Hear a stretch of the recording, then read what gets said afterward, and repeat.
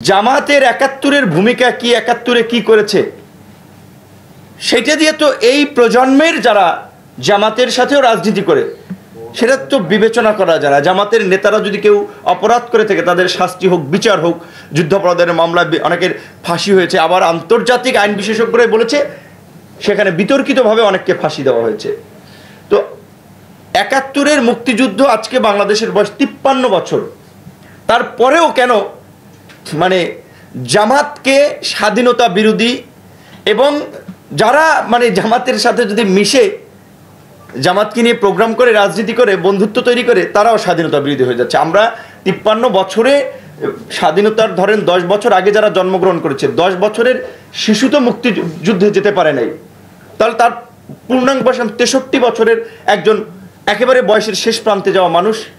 ৬৩-৬০ বছর বয়সের মানুষেরা এই বাংলাদেশে এখনো তাদেরকে স্বাধীনতার বিরোধীর তকমা শুনতে, এবং বিএনপির মতো একটা দল, আমি বলেছিলাম যে যেই দলে খেতাবধারী মুক্তিযোদ্ধা থেকে শুরু করে সাধারণ মুক্তিযোদ্ধা আওয়ামী লীগের চেয়ে অন্তত নাম্বারে দ্বিগুণ হবে, এবং যেই দলের প্রতিষ্ঠাতাই তো একজন বড় মাপের মুক্তিযুদ্ধের সংগঠক ছিলেন।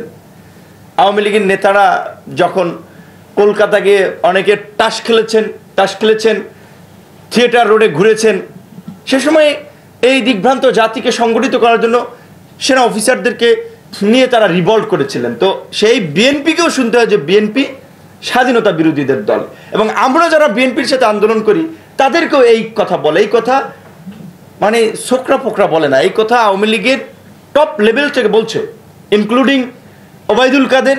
ইভেন প্রধানমন্ত্রী তো প্রায় তুচ্ছ তাচ্ছিল্য করে বলেছেন যে ৪০০ টাকার মেজরের বাঁশির ফুতে দেশ স্বাধীন হয় নাই।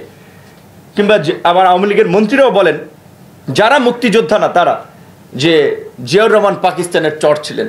তো এই যে মুক্তিযুদ্ধের নামে এখনো আমাদের মাঝে একটা বিভাজন এবং একটা বিভৎস খেলা খেলছে আওয়ামী লীগ, এটা কিন্তু ইন্ডিয়ার প্রতি একটা আনুগত্য তৈরি করার জন্য একটা কালচারাল হেজিমনি এখানে বিভিন্নভাবে ইনিয়ে বিনিয়ে ইন্ডিয়ান সংস্কৃতি, ইন্ডিয়ান আধিপত্য, বুদ্ধিজীবী, শিক্ষা, বিভিন্ন মাধ্যমে এটাকে পুশ করা হচ্ছে। তো আমরা স্পেডকে স্পেড বলা সেটা আমরা বলতে পারি নাই। খালেদা জিয়া একবার বলেছেন, তার কারণে বিএনপির হয়তো অনেকে বলে যেটা যে ভারতের সাথে আমাদের সম্পর্কের অবনতির কারণে আমরা বিরোধী দল আছি, বিএনপির অনেকে এটা মনে করে। কারণ যখন এখানে প্রণব মুখার্জি এসেছিল সেই সময় আন্দোলন চলে, সেই সময় প্রধানমন্ত্রী খালেদা জিয়ার অ্যাপয়েন্টমেন্ট ছিল, তিনি দেখা করতে পারেন নাই। এটা ভারত খুব নাকি মাইন্ডে নিয়েছে যে ভারতের রাষ্ট্রপতিকে বাংলাদেশের সাবেক প্রধানমন্ত্রী বিরোধী দলের নেত্রী দেখা করবে না, এইটা হতে পারে না, এটা তাদের জন্য অপমান। আর আমাদের দেশে দেখেছেন তো, যে যখন আপনার প্রধানমন্ত্রী প্রণব মুখার্জি অবশ্যই সম্মানিত মানুষ, ডিসেন্ট মানুষ, আমরা তাকে সম্মান করি, তিনি বাংলাদেশে এসেছিলেন, তার পেছনে দাঁড়িয়ে প্রভুর পেছনে দাঁড়িয়ে দাসের মতো আমাদের সাবেক রাষ্ট্রপতি প্রণব মুখার্জি একজন রাষ্ট্রপতি, আমাদের এইচ.এম. এরশাদ সাহেব একজন রাষ্ট্রপতি ছিলেন, তার পিছনে তারা দাঁড়িয়ে স্পিকার সহ ছবি তুলছে। হ্যাঁ, মুরব্বীদের সম্মান করা সেটা আলাদা বিষয়, ঠিক আছে, কিন্তু রাষ্ট্রের জায়গা থেকে যখন আপনি প্রতিনিধিত্ব করবেন সেটা একটা প্রোটোকল, একটা ম্যাটার করে।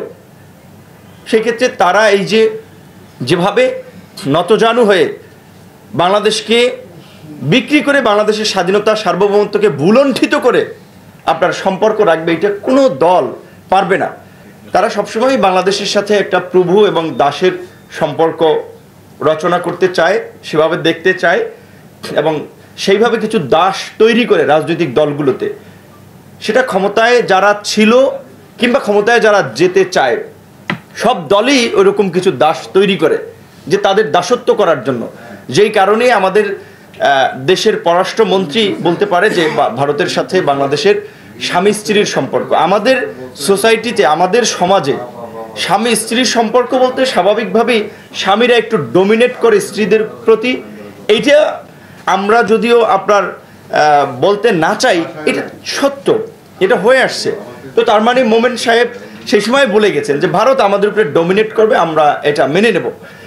এমনকি আমাদের সীমান্তে যখন গুলি করে মানুষ মারা হয়, তখন এই সরকারের মন্ত্রীরা, মোমেন সাহেব তো ধরেন খড়কুটোর মতো মন্ত্রী ছিল, তিনি তো আওয়ামী লীগের সিনিয়র পর্যায়ের কোনো নেতা ছিলেন না। তো পদধারী নেতারা, নৌপরিবহন মন্ত্রী খালিদ মাহমুদ সাহেব এবং যারা আওয়ামী লীগের একেবারে সিনিয়র মোটামুটি দায়িত্বশীল নেতৃবৃন্দ, তারা বলে যে এটা দু একটা বিচ্ছিন্ন ঘটনা। কিংবা আমাদের বিডিআর যখন কাউন্টার করার চেষ্টা করে, দু একটা জায়গায় রেজিস্ট্যান্স করার চেষ্টা করে, তাদেরকে জামাত শিবির অভিযোগ দিয়ে পারলে চাকরিটাই খেয়ে দেয়। এরকম ঘটনা তো ঘটেছিল, রাজশাহীর ঘটনা আপনারা জানেন। তো সেই জায়গা থেকে এই সরকারের গত 16 বছরে যত দাস দাসী তৈরি করেছে, এই দাস দাসীদেরকে যদি আসলে আমরা মানে প্রতিরোধ করতে না পারি, তাহলে এই সংখ্যা বাড়তেই থাকবে, কেবল বাড়তেই থাকবে। তো সেই ক্ষেত্রে আমরা যে একটা মর্যাদাপূর্ণ বন্ধুত্বের সম্পর্ক চাই ভারতের কাছে, ভারত আমাদের কেয়ারই করে না।